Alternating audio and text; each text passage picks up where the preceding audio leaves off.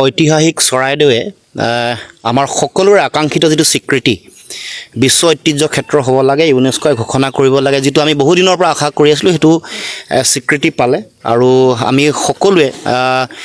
এই যেটো আমাৰ প্ৰাপ্তিৰ যেটো আনন্দ আমি সকলোৱে অনুভৱ কৰিছো আৰু সকলোৱে ইয়াক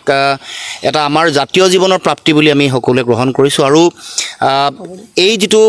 ঐতিহাসিক যেটো আমাৰ স্বীকৃতি এই স্বীকৃতিটো পৰৱৰ্তী দিনসমূহত এই বিশ্ব ঐতিহ্য ক্ষেত্ৰলে যাতে সমগ্ৰ পৃথিৱীৰ মানুহ আহে পৰ্যটক আহে তাৰ এটা পৰিৱেশ সুদূৰ প্ৰসাৰী পৰিৱেশ এটা আমাৰ চৰকাৰ ফালৰ পৰা কৰিব লাগিব কাৰণ এই স্বীকৃতিৰ লগত ইয়াৰ পৰ্যটন ইয়াত বিভিন্ন ধৰণৰ গৱেষণা এই কথাবোৰ জড়িত হৈ আছে গতিকে প্ৰথমে মই চৰকাৰৰ যেটো উদ্যোগ ইনিচিয়েটিভ যেটো ললে ৰাজ্য চৰকাৰ কেন্দ্ৰীয় চৰকাৰ তেওঁলোকক ধন্যবাদ জনাইছো কিন্তু তাৰ লগে লগে পৰৱৰ্তী দিনসমূহত প্ৰয়োজনীয় যেটো পদক্ষেপ হেতু আমি অব্যাহত ৰাখিব লাগিব কাৰণ 600 বছৰীয়া আহোম ৰাজশাসনৰ ঐতিহ্যপূৰ্ণ এই চৰাইদেউ আৰু এই ৰাজশাসনৰ লগত জড়িত হৈ থকা বিভিন্ন ধৰণৰ কীৰ্তি চিহ্নসমূহৰ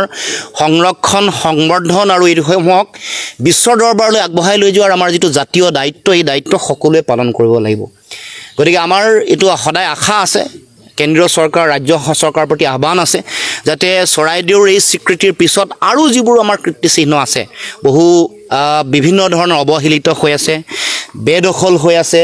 বিভিন্ন ধৰণে সজাই পৰাই তুলিবৰ কাৰণে প্ৰয়োজনীয় যেটো দায়িত্ব পালন কৰা হোৱা নাই সেইসমূহতো যাতে দৃষ্টি নিক্ষেপ কৰে সেইবোৰকো যাতে উজ্জীৱিত কৰে কাৰণ সমগ্ৰ পৃথিৱীৰ মানুহৰ আগত আহোম ৰাজশাসন ব্যৱস্থা ইয়াৰ লগত জড়িত হৈ থকা ঐতিহ্য কীৰ্তি চিহ্ন বুৰঞ্জী ইতিহাস সকলোৰে কথা পৃথিৱীৰ বিভিন্ন পৰ্যায়ত আলোচনা হয় গৱেষণা হয় আৰু পৃথিৱীৰ বিভিন্ন প্ৰান্তৰ পৰ্যটক আহি এই যেটো মহানতা এইটো অনুভৱ সকলোৱে কৰে গতিকে আমাৰ দায়িত্ব হ'ল সমগ্ৰ পৃথিৱীৰ মানুহক এটা পৰিৱেশ দিয়া তেওঁলোকে যাতে আহি থাকিব লগা দিনসমূহত অধিক যাতে ইয়ালৈ আহে পৰ্যটনৰ অধিক বিকাশ হয় আৰু এতিয়া এখন বিশ্ব ঐতিহ্য ক্ষেত্ৰ হোৱাৰ পাছত চাৰিওফালে মানুহ অহাৰ লগে লগে ইয়াৰ স্থানীয় মানুহেও বহুত সুবিধা পাব সুবিধা দিবৰ কাৰণেও চৰকাৰে এটা পৰিৱেশ তৈয়াৰ কৰিব লাগিব যাতে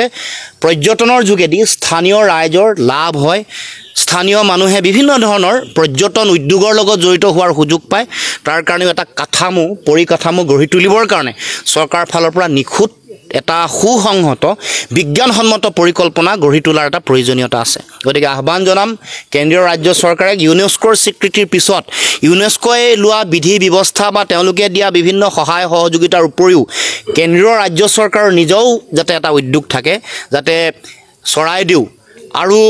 এই চৰাইদেউৰ চাৰিওফালে থকা যিবোৰ কীৰ্তি চিহ্ন আছে সকলোকে যাতে অতি সৰ্বাংগ সুন্দৰকৈ গঢ়ি তোলে আৰু পৰ্যটন উদ্যোগটোৰ যাতে এটা সমৃদ্ধিশালী বিকাশ হয় তাৰ কাৰণে তেওঁলোকে বিশেষ উদ্যোগ লয়